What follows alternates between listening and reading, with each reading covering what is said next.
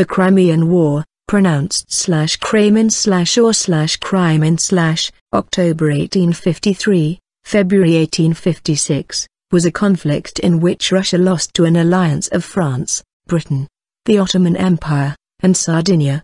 The immediate cause involved the rights of Christian minorities in the Holy Land, which was controlled by the Ottoman Empire. The French promoted the rights of Catholics, while Russia promoted those of the Orthodox Christians. The longer-term causes involved the decline of the Ottoman Empire, and the unwillingness of Britain and France to allow Russia to gain territory and power at Ottoman expense. Russia lost the war and the Ottomans gained a 20-year respite from Russian pressure. The Christians were granted a degree of official equality and the Orthodox gained control of the Christian churches in dispute. The Ottoman Empire declared war on Russia in October 1853 and suffered a major defeat that gave Russia control of the Black Sea. The Russian threat to the Ottoman Empire required control of the Black Sea, and the key was the Russian naval base at Sevastopol, on the Crimean Peninsula. The Allies realized that if they captured Sevastopol, they would control the Black Sea and win the war. France and Britain entered in March 1854. Most of the fighting in the Black Sea witnessed a large French army and a smaller British army fighting to capture Sevastopol. Death from disease was very high on both sides. After Sevastopol finally fell, the neutrals started aligning with the Allies. Isolated and facing a bleak prospect if the war continued, Russia made peace in March 1856. The original superficial religious issues had already been resolved. The main results of the war were that the Black Sea was neutralized, Russia would not have any warships there, and the two states of Wallachia and Moldavia became largely independent. The war was largely fought in and near Crimea, with smaller campaigns in eastern Anatolia, Caucasus, the Baltic Sea, the Pacific Ocean and the White Sea. This war is also known as the Eastern War, Russian, Vostoknaya Voyina. The war had a permanent impact. Through nationalist movements incited by the war, the present-day states of Ukraine, Moldova, Bulgaria, Romania, Greece, Turkey, Azerbaijan, Armenia, Georgia, and regions such as Crimea and the Caucasus all changed in small or large ways due to this conflict. The Crimean War was one of the first conflicts to use modern technologies such as explosive naval shells, railways and telegraphs. Preface: the war was one of the first to be documented extensively in written reports and photographs. As the legend of the Charge of the Light Brigade demonstrates, the war quickly became an iconic symbol of logistical, medical and tactical failures and mismanagement. The reaction in Britain was a demand for professionalization, most famously achieved by Florence Nightingale, who gained worldwide attention for pioneering modern nursing while treating the wounded. As the Ottoman Empire steadily weakened decade after decade, Russia stood poised to take advantage by moving south. In the 1850s the British, as well as the French, were determined not to allow this to happen. Taylor argues that the war resulted not from aggression but from the interacting fears of the major players. In some sense the Crimean War was predestined and had deep-seated causes. Neither Nicholas, of Russia, nor Napoleon, III of France, nor the British government could retreat in the conflict for prestige once it was launched. Nicholas needed a subservient Turkey for the sake of Russian security. Napoleon needed success for the sake of his domestic position. The British government needed an independent Turkey for the security of the Eastern Mediterranean. Mutual fear, not mutual aggression, caused the Crimean War. Russian expansionism. Russia, as a member of the Holy Alliance, had operated as the police of Europe, maintaining the balance of power that had been established in the Treaty of Vienna in 1815. Russia had assisted Austria's efforts in suppressing the Hungarian Revolution of 1848, and expected gratitude. It wanted a free hand in settling its problems with the Ottoman Empire, the sick man of Europe. Britain could not tolerate Russian dominance of Ottoman affairs as that would challenge the British role in the Eastern Mediterranean. For over 200 years, Russia had been expanding in a southerly direction toward the warm water ports of the Black Sea that did not freeze over like the handful of other ports available. The goal was to promote year-round trade and a year-round navy. This brought the emerging Russian state into conflict with the Ukrainian Cossacks and then with the Crimean Tatars and Circassians. When Russia conquered these groups and gained possession of Ukraine, the Ottoman Empire lost its buffer zone against Russian expansion, and Russia and the Ottoman Empire fell into direct conflict. The conflict with the Ottoman Empire also presented a religious issue of importance, as Russia saw itself as the protector of Orthodox Christians, many of whom lived under Ottoman control. Britain's immediate fear was Russian expansion at the expense of the Ottoman Empire, which Britain desired to preserve. The British were also concerned that Russia might make advances toward India, or move towards Scandinavia, or Western Europe. The Royal Navy also wanted to undermine the threat of a powerful Russian navy. Taylor says that from the British perspective, the Crimean War was fought for the sake of Europe rather than for the Eastern question. It was fought against Russia, not in favor of Turkey. The British fought Russia out of resentment and supposed that her defeat would strengthen the European balance or power. It is often said that Russia was militarily weak, technologically backward, and administratively incompetent. Despite its grand ambitions toward the south, it had not built its railroad network in that direction, and communications were poor. The bureaucracy was riddled with graft, corruption and inefficiency and was unprepared for war. The navy was weak and technologically backward. The army, although very large, was good only for parades, suffered from colonels who pocketed their men's pay, poor morale, and was even more out of touch with the latest technology as developed by Britain and France. By war's end, everyone realized the profound weaknesses of the Russian military, and the Russian leadership was determined to reform it. The immediate causes of the war. The immediate chain of events leading to France and Britain declaring war on Russia on 27 and 28 March 1854 came from the ambition of the French Emperor Napoleon III to restore the grandeur of France. He wanted Catholic support that would come his way if he attacked Eastern Orthodoxy, as sponsored by Russia. The Marquis Charles de la Valette was a zealous Catholic and a leading member of the clerical party which demanded French protection of the Roman Catholic rights to the holy places in Palestine. Napoleon appointed La Valette in May 1851 as his ambassador to the Porte, the Ottoman Empire. The appointment was made with the intent to force the Ottomans to recognize France as the sovereign authority over the Christian population. Russia disputed this attempted change in authority, pointing to two more treaties, one in 1757 and the 1774 Treaty of Küçükçayırca. The Ottomans reversed their earlier decision, renouncing the French treaty and insisting that Russia was the protector of the Orthodox Christians in the Ottoman Empire. Napoleon III responded with a show of force, sending the ship of the line Charlemagne to the Black Sea. This action was a violation of the London Straits Convention. However, the Ottomans knew that the Charlemagne sailed at a speed of 8½ knots and could defeat the technologically inferior Russian and Ottoman navies combined. Thus, France's show of force presented a real threat, and when combined with aggressive diplomacy and money, induced Sultan Abdülmecid I to accept a new treaty, confirming France and the Roman Catholic Church as the supreme Christian authority. With control over the Roman Catholic holy places and possession of the keys to the Church of the Nativity, previously held by the Greek Orthodox Church, Tsar Nicholas I then deployed his 4th and 5th Army Corps along the river Danube in Wallachia, as a direct threat to the Ottoman lands south of the river, and had Count Karl Nesselrode, his foreign minister, undertake talks with the Ottomans. Nesselrode confided to Sir George Hamilton Seymour, the British ambassador in St. Petersburg.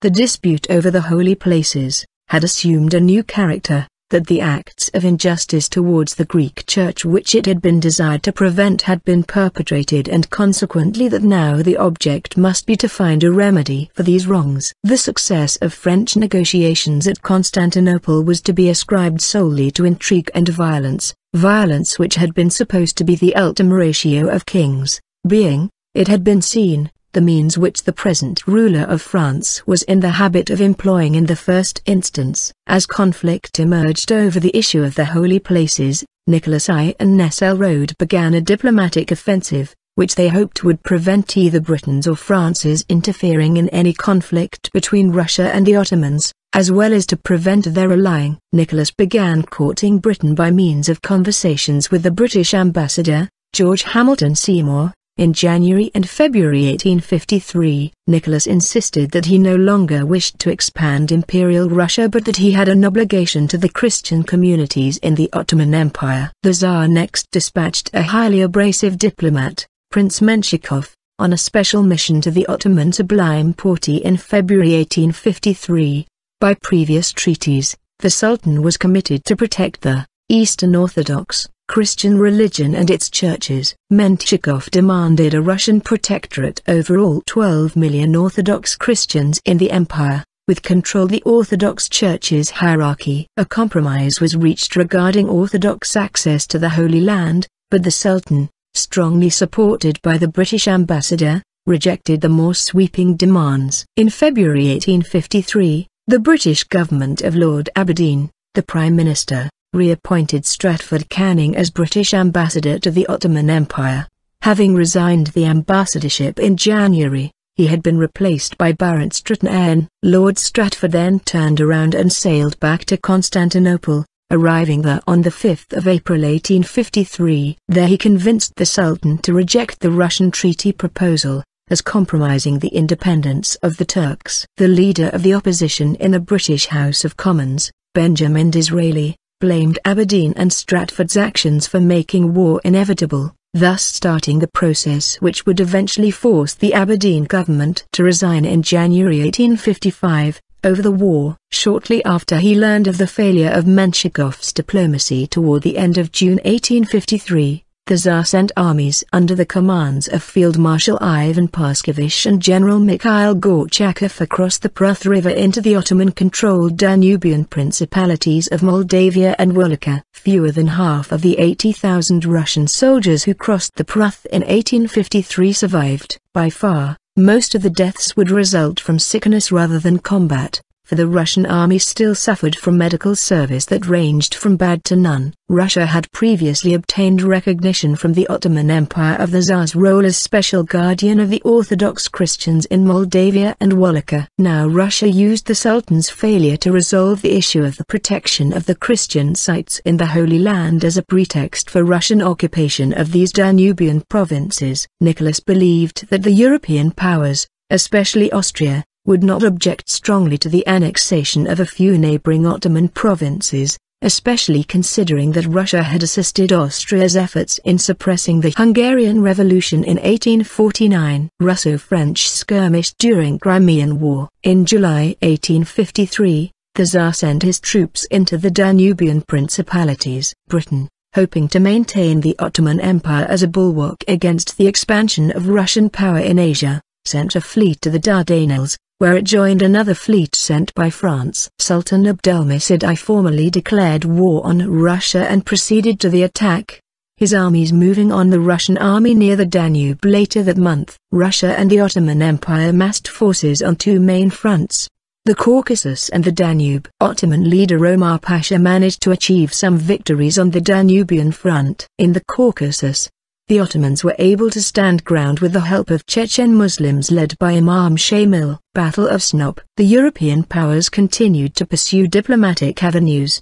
The representatives of the four neutral great powers, Britain, France, Austria and Prussia, met in Vienna, where they drafted a note which they hoped would be acceptable to both the Russians and the Ottomans. The peace terms arrived at by the four powers at the Vienna Conference were delivered to the Russians by the Austrian Foreign Minister Count Karl von Blon on the 5th of December 1853. The note met with the approval of Nicholas I. However, Abdülmecid I rejected the proposal, feeling that the document's poor phrasing left it open to many different interpretations. Britain, France, and Austria united in proposing amendments to mollify the Sultan, but the court of St. Petersburg ignored their suggestions. Britain and France then set aside the idea of continuing negotiations, but Austria and Prussia did not believe that the rejection of the proposed amendments justified the abandonment of the diplomatic process. the Russians sent a fleet to Sinop in northern Anatolia. In the Battle of Sinop on the 30th of November 1853 they destroyed a patrol squadron of Ottoman frigates and corvettes. While they were anchored in port, public opinion in Britain and France was outraged and demanded war. Sinop provided Britain and France with the casus belli, case for war, for declaring war against Russia. On the 28th of March 1854, after Russia ignored an Anglo-French ultimatum to withdraw from the Danubian principalities, Britain and France formally declared war. Peace attempts. Nicholas felt that because of Russian assistance in suppressing the Hungarian Revolution of 1848, Austria would side with him, or at the very least remain neutral. Austria, however, felt threatened by the Russian troops in the Balkans. On the 27th of February 1854 Britain and France demanded the withdrawal of Russian forces from the principalities. Austria supported them and, though it did not declare war on Russia, it refused to guarantee its neutrality. Russia's rejection of the ultimatum caused Britain and France to enter the war. Russia soon withdrew its troops from the Danubian principalities, which were then occupied by Austria for the duration of the war. This removed the original grounds for war, but Britain and France continued with hostilities, determined to address the Eastern question by putting an end to the Russian threat to the Ottoman Empire. The Allies in August 1854 proposed the 4 points for ending the conflict, in addition to the Russian withdrawal. These points, particularly the third, would require clarification through negotiation, but Russia refused to negotiate. The Allies including Austria therefore agreed that Britain and France should take further military action to prevent further Russian aggression against the Ottoman Empire. Britain and France agreed on the invasion of the Crimean Peninsula as the first step. Battles. Danube Campaign. The Danube Campaign opened when the Russians occupied the Danubian principalities of Moldavia and Wallachia in May 1853, bringing their forces to the north bank of the river Danube. In response, the Ottoman Empire also moved its forces up to the river. It established strongholds at Vidin in the west, and Silistra, which was located in the east, near the mouth of the Danube. The Turkish, Ottoman move up the Danube River was also of concern to the Austrians, who moved forces into Transylvania in response. However, the Austrians had begun to fear the Russians more than the Turks. Indeed, like the British, the Austrians were now coming to see that an intact Ottoman Empire was necessary as a bulwark against the Russians. Accordingly, the Austrians resisted Russian diplomatic attempts to join the war on the Russian side. Austria remained neutral in the Crimean War. Following the Ottoman ultimatum in September 1853, forces under the Ottoman General Omar Pasha crossed the Danube at Vidin and captured Caliphate in October 1853. Simultaneously, in the east, the Ottomans crossed the Danube at Silistra and attacked the Russians at Oltnita. The resulting Battle of Oltnita was the first engagement following the declaration of war. The Russians counterattacked, but were beaten back. On the 31st of December 1853, the Ottoman forces at Caliphate moved against the Russian force at Chetita Orsitate, a small village 9 miles north of Caliphate, and engaged them on the 6th of January 1854. The battle began when the Russians made a move to recapture Caliphate. Most of the heavy fighting, however, took place in and around Chetita until the Russians were driven out of the village. Despite the setback at Chetita, on the 28th of January 1854, Russian forces laid siege to Caliphate. The siege would continue until May 1854 when the Russians lifted the siege. The Ottomans would also later beat the Russians in battle at Caracal. In the spring of 1854 the Russians again advanced, crossing the Danube River into the Turkish province of Dobrua.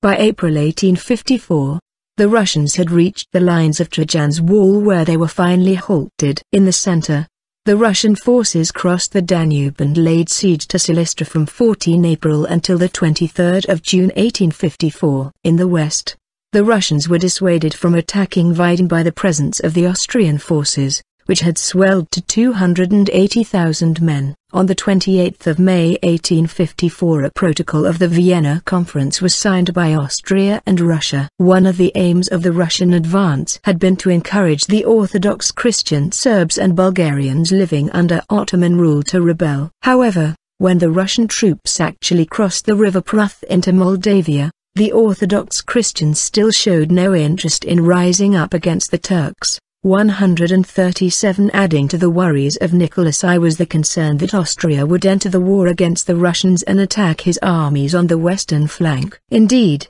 after attempting to mediate a peaceful settlement between Russia and Turkey, the Austrians entered the war on the side of Turkey with an attack against the Russians in the principalities which threatened to cut off the Russian supply lines. Accordingly, the Russians were forced to raise the siege of Silistra on the 23rd of June 1854, and begin abandoning the principalities. In June 1854 the Allied expeditionary force landed at Varna, a city on the Black Sea's western coast, now in Bulgaria. They made little advance from their base there. In July 1854, the Turks under Omar Pasha crossed the Danube into Wallachia and on the 7th of July 1854, engaged the Russians in the city of Giurgiu and conquered it.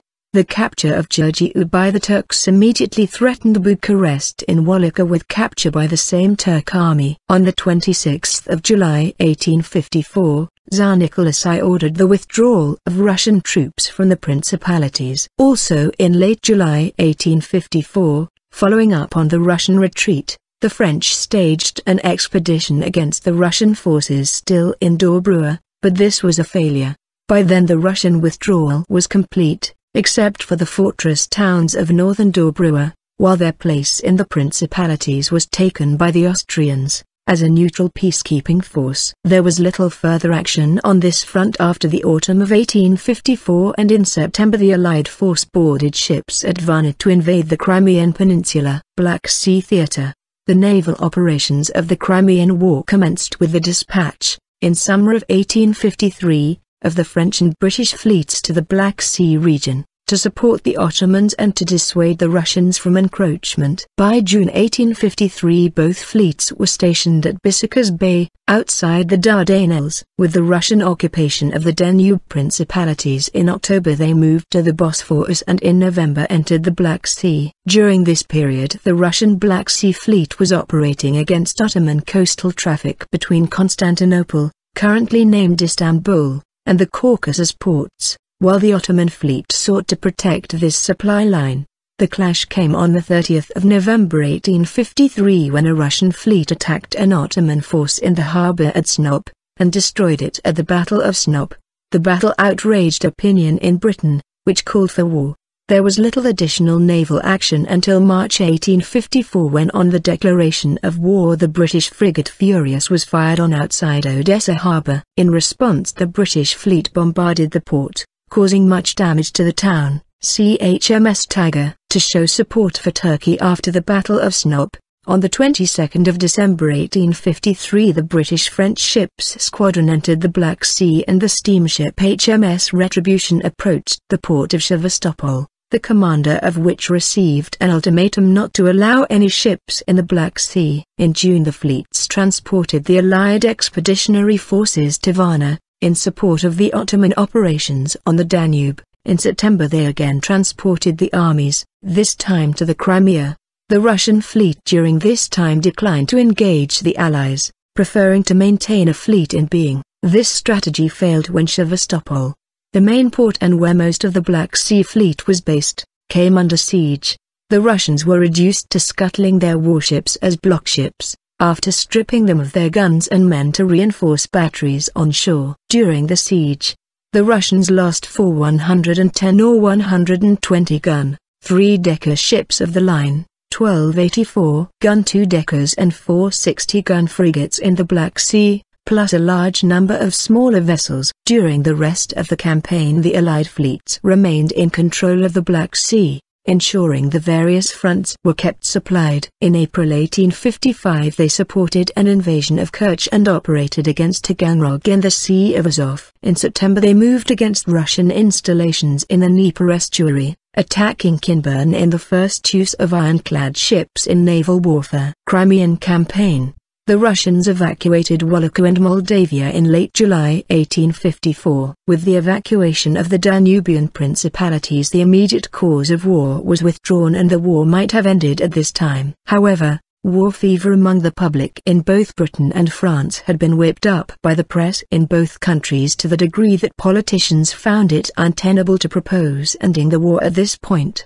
Indeed, the coalition government of George Hamilton Gordon, 4th Earl of Aberdeen, fell on the 30th of January 1855 on a no-confidence vote as Parliament voted to appoint a committee to investigate mismanagement of the war. Russo-British skirmish during Crimean War. The Crimean campaign opened in September 1854 with the landing of the Allied Expeditionary Force on the sandy beaches of Kalamata Bay on the southwest coast of the Crimean Peninsula. Their main strategic goal was to capture the Russian fortresses at Sevastopol located to the south of Kalamata Bay. However, to protect the Allies' left flank from attack by the Russians, the Allied armies first moved north and west along the coast of the peninsula to occupy the city of Eupatoria. After the crossing the Alma River on the 30th of September 1854, the Allies moved on to invest Sevastopol.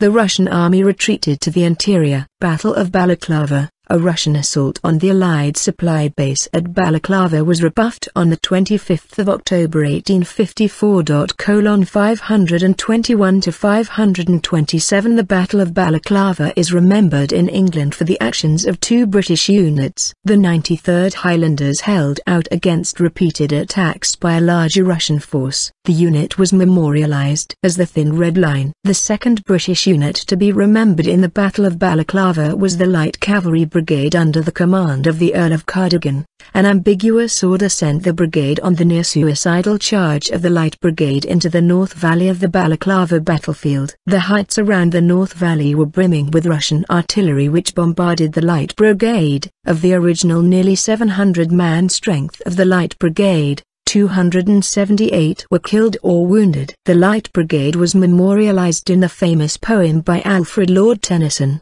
The Charge of the Light Brigade. Although traditionally the charge of the Light Brigade was looked upon as a glorious but wasted sacrifice of good men and horses, recent historians say that the charge of the Light Brigade did succeed in at least some of its objectives. The aim of any cavalry charge is to scatter the enemy lines and frighten the enemy off the battlefield.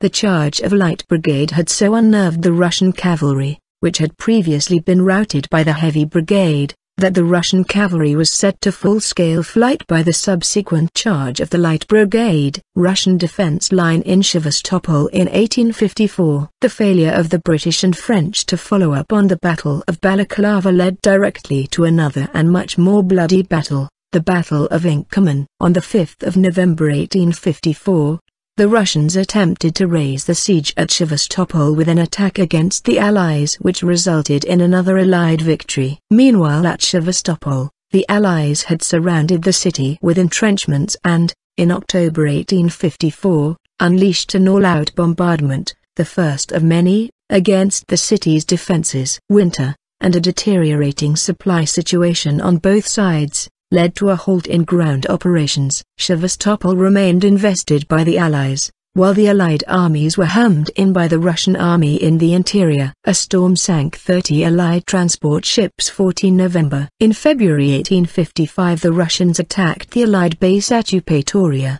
where an Ottoman army had built up and was threatening Russian supply routes. The battle saw the Russians defeated and led to a change in command. The strain of directing the war had taken its toll on the health of Tsar Nicholas. The Tsar, full of remorse for the disasters he had caused, caught pneumonia and died on too much. Siege of Sevastopol. On the Allied side the emphasis of the siege at Sevastopol shifted to the right-hand sector of the lines, against the fortifications on Malakoff Hill. In March there was fighting by the French over the fort at Mamelon, located on a hill in front of the Malakoff. Several weeks of fighting saw little change in the front line, and the Mamelon remained in Russian hands. British cavalry charging against Russian forces at the Balaclava. In April 1855, the Allies staged a second all-out bombardment, leading to an artillery duel with the Russian guns, but no ground assault followed. On the 24th of May 1855,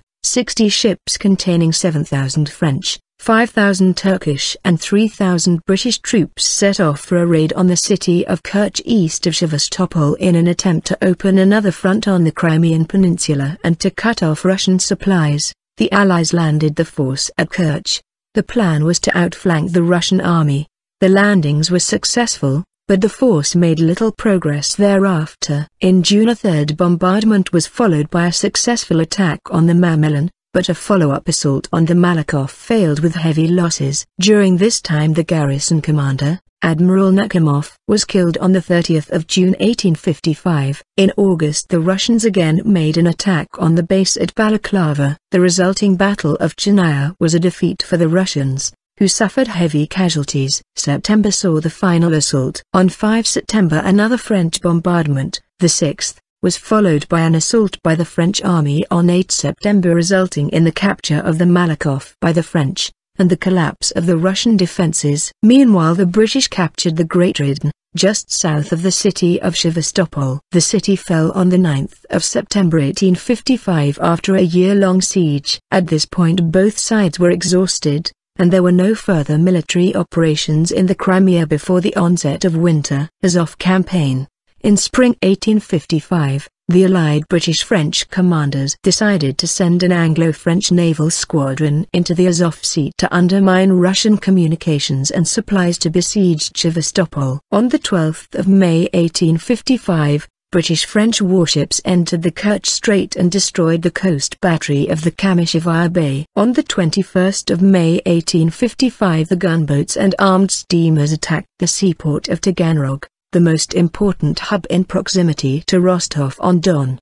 The vast amounts of food, especially bread, wheat, barley, and rye that were amassed in the city after the outbreak of war were prevented from being exported. Bombardment of Taganrog from a British raft during the first siege attempt. The governor of Taganrog, Yegor Tolstoy, and Lieutenant General Ivan Krasnov refused the ultimatum, responding that Russians never surrender their cities. The British-French squadron bombarded Taganrog for 6.5 hours and landed 300 troops near the old stairway in downtown Taganrog, but they were thrown back by Don Cossacks and a volunteer corps. In July 1855 the Allied squadron tried to go past Taganrog to Rostov-on-Don, entering the Don River through the Meuse River. On the 12th of July 1855 HMS Jasper grounded near Taganrog thanks to a fisherman who repositioned the buoys into shallow waters. The Cossacks captured the gunboat with all of its guns and blew it up.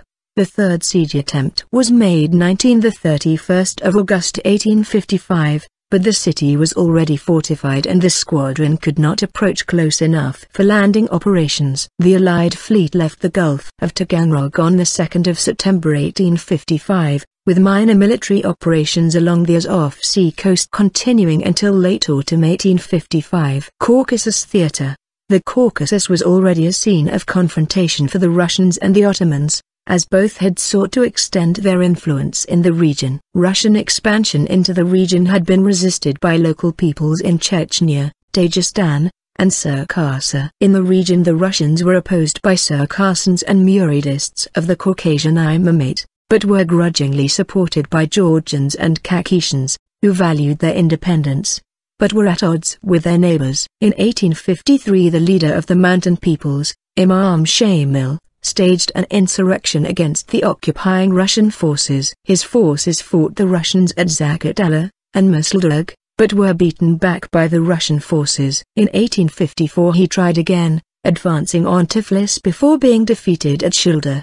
In summer of 1853 the Ottoman forces held strongholds at Kars, Batum, and Erzurum, with lesser forts at Ardahan and Bayazid. The Ottoman forces planned an invasion of Georgia but after some initial success were unable to maintain this and were forced to retreat. Russian forces in the region were spread thinly, due to the demands of holding down the region against insurrection, but during 1853 were reinforced. In September 1853 there were a number of clashes between Russian and Ottoman forces. Additionally, there were later battles at Fort Street Nicholas in October 1853 and twice at Alexandropol in October 1853 and again in December 1853. On the 26th of November 1853, The Russians beat the Ottoman armed forces at the Battle of Akhaltsikhe. On 1 December General Babuov led 10,000 soldiers and 32 guns to win a victory over a 36,000-man Ottoman army under Ahmed Pasha at the Battle of Bashkadikla. In the spring of 1854 the Russians planned an invasion of Ottoman territory. On 16 June Prince Andronikov with 10,000 soldiers and 18 guns achieved a victory over a 34,000-man Ottoman army at the Kolok River. On 31 July Russian forces seized Bayazid. On 5 August General Babuov with 18,000 men and 64 guns had successfully waged the Battle of Kuruk Dir, 11 miles from Kars. Following these encounters there was little further action that year. In 1855 both sides returned to the offensive. After initial maneuverings the Russians staged 2 assaults on Kars, beginning from 16 June and then on 29 September, which were beaten back with huge losses. However they settled down to a siege on 18 June, which had become almost total from the middle of August. The siege had been successful and Kars surrendered on the 28th of November 1855. Commander of its garrison Mehmet Vasif Pasha had yielded the fortress keys, 12 Ottoman banners and 18,500 soldiers as captives. As a result of this operation the Russian army assumed control not merely over the forts and city, but also over the whole area including Ardahan, Kajisman, Ultu and part of Basin district. Meanwhile the Ottoman army at Batum invaded Georgia, but after an inconclusive clash at the Inga River the offensive collapsed and they retreated to Batum. In 1856 the Russians had plans to advance on Erzurum, but the Peace of Paris in March 1856 put an end to further operations. Baltic Theatre. The Baltic was a forgotten theatre of the Crimean War. The popularization of events elsewhere had overshadowed the significance of this theatre,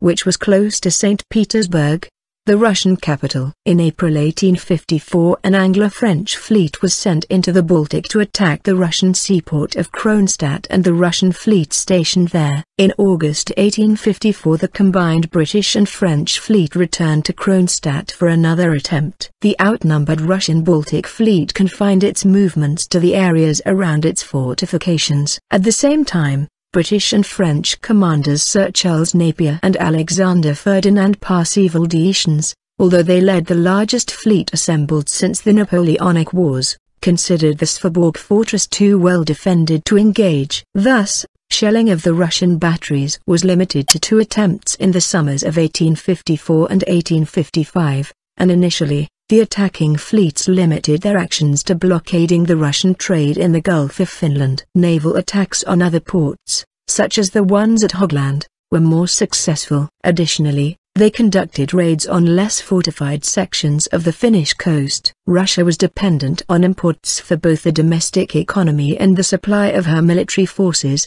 The blockade forced Russia to rely on more expensive overland shipments from Prussia. The blockade seriously undermined the Russian exports economy, and helped shorten the war. The burning of tar warehouses and ships led to international criticism and, in London MP Thomas Gibson demanded in the House of Commons that the First Lord of the Admiralty explain a system which carried on a great war by plundering and destroying the property of defenseless villages. In August 1855 Russian Bomarsund fortress on Åland Islands was captured and destroyed by a combined British and French Navy force. In the same month the Western Allied Baltic Fleet tried to destroy heavily defended Russian dockyards at Svorborg outside Helsinki. More than 1,000 enemy guns tested the strength of the fortress for 2 days. Despite the shelling, the sailors of the 120-gun ship Rossillon, led by Captain Victor Poplonsky, defended the entrance to the harbor. The Allies fired over 20,000 shells but were unable to defeat the Russian batteries. A massive new fleet of more than 350 gunboats and mortar vessels was prepared, but before the attack was launched, the war ended. Part of the Russian resistance was credited to the deployment of newly created blockade mines. Perhaps the most influential contributor to the development of naval mining was inventor and civil engineer Emanuel Nobel, the father of Alfred Nobel. Emanuel helped the war effort for Russia by applying his knowledge of industrial explosives such as nitroglycerin and gunpowder. Modern naval mining is said to date from the Crimean War. Torpedo mines, if I may use this name given by Fulton to self-acting mines underwater, were among the novelties attempted by the Russians in their defenses about Kronstadt and Sevastopol, as one American officer put it in 1860. White Sea Theatre. In autumn 1854 a squadron of 3 British warships led by HMS Miranda left the Baltic for the White Sea, where they shelled Kola, which was utterly destroyed, and the Solovki. Their attempt to storm Arkhangelsk proved unsuccessful. Pacific Theatre. Minor naval skirmishes also occurred in the Far East, where at Petropavlovsk on the Kamchatka Peninsula a strong British and French allied squadron including HMS Peak under Rear Admiral David Price and a French force under Counter-Admiral Auguste Febvre Despointes besieged a smaller Russian force under Rear Admiral Yevgeny Putyatin. In September 1854 an allied landing force was beaten back with heavy casualties, and the Allies withdrew. The Russians escaped under the cover of snow in early 1855 after Allied reinforcements arrived in the region. The Anglo-French forces in the Far East also made several small landings on Sakhalin and Urup, one of the Kuril Islands. Italian involvement. Camillo di Cavour, under orders by Victor Emmanuel II of Piedmont, Sardinia, Italy, sent an expeditionary corps of 15,000 soldiers, commanded by General Alfonso La Marmora, to side with French and British forces during the war. This was an attempt at gaining the favor of the French, especially when the issue of uniting Italy would become an important matter. The deployment of Italian troops to the Crimea, and the gallantry shown by them in the Battle of the Chania, the 16th of August 1855, and in the Siege of Sevastopol, allowed the Kingdom of Sardinia to be among the participants at the peace conference at the end of the war, where it could address the issue of the risorgimento to other European powers. Greece. Greece played a peripheral role in the war. When Russia attacked the Ottoman Empire in 1853, King Otto of Greece saw an opportunity to expand north and south into Ottoman areas that had large Greek Christian majorities. However, Greece did not coordinate its plans with Russia, did not declare war, and received no outside military or financial support. Greece, an Orthodox nation, had considerable support in Russia, but the Russian government decided it was too dangerous to help Greece expand its holdings. When the Russians invaded the principalities, the Ottoman forces were tied down, so Greece invaded Thessaly and Epirus. To block further Greek moves, the British and French occupied the main Greek port at Piraeus from April 1854 to February 1857, and effectively neutralized the Greek army. The Greeks, gambling on a Russian victory, incited the large-scale Epirus revolt of 1854 as well as uprisings in Crete. The insurrections were failures that were easily crushed by the Ottoman army. Greece was not invited to the peace conference and made no gains out of the war.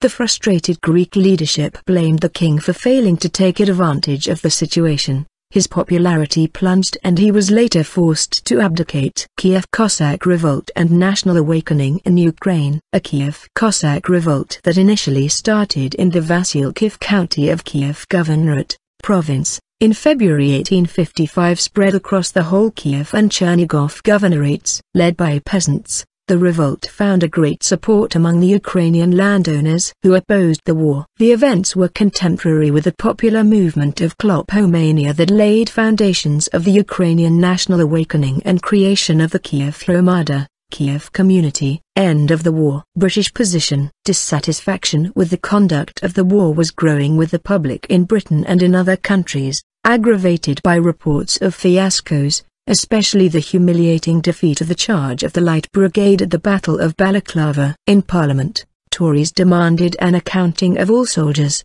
cavalry and sailors sent to the Crimea and accurate figures as to the number of casualties that had been sustained by all British armed forces in the Crimea. They were especially concerned with the Battle of Balaclava. When Parliament passed a bill to investigate by the vote of 305 to 148, Aberdeen said he had lost a vote of no confidence and resigned as Prime Minister on the 30th of January 1855. The veteran former Foreign Secretary Lord Palmerston became Prime Minister. Palmerston took a hard line. He wanted to expand the war, foment unrest inside the Russian Empire, and permanently reduce the Russian threat to Europe. Sweden and Prussia were willing to join Britain and France, and Russia was isolated. Peace negotiations. France, which had sent far more soldiers to the war than Britain, and suffered far more casualties, wanted the war to end, as did Austria. Peace negotiations at the Congress of Paris resulted in the signing of the Treaty of Paris on the 30th of March 1856. In compliance with Article 3, Russia restored to the Ottoman Empire the city and citadel of Kars in common with all other parts of the Ottoman territory of which the Russian troops were in possession. Russia ceded some land in Bessarabia at the mouth of the Danube to Moldavia. Bayat. For Britain, France, Sardinia and Turkey restored to Russia the towns and ports of Sevastopol, Balaclava, Kamish, Eupatoria, Kerch, Genikal, Kinburn, as well as all other territories occupied by the Allied troops. In conformity with Art. 11 and 13, the Tsar and the Sultan agreed not to establish any naval or military arsenal on the Black Sea coast. The Black Sea clauses weakened Russia, and it no longer posed a naval threat to the Ottomans. The principalities of Moldavia and Wallachia were nominally returned to the Ottoman Empire. In practice they became independent. The great powers pledged to respect the independence and territorial integrity of the Ottoman Empire. Historical analysis. The Treaty of Paris stood until 1871, when France was defeated by Prussia in the Franco-Prussian War of 1870 to 1871, while Prussia and several other German states united to form a powerful German empire.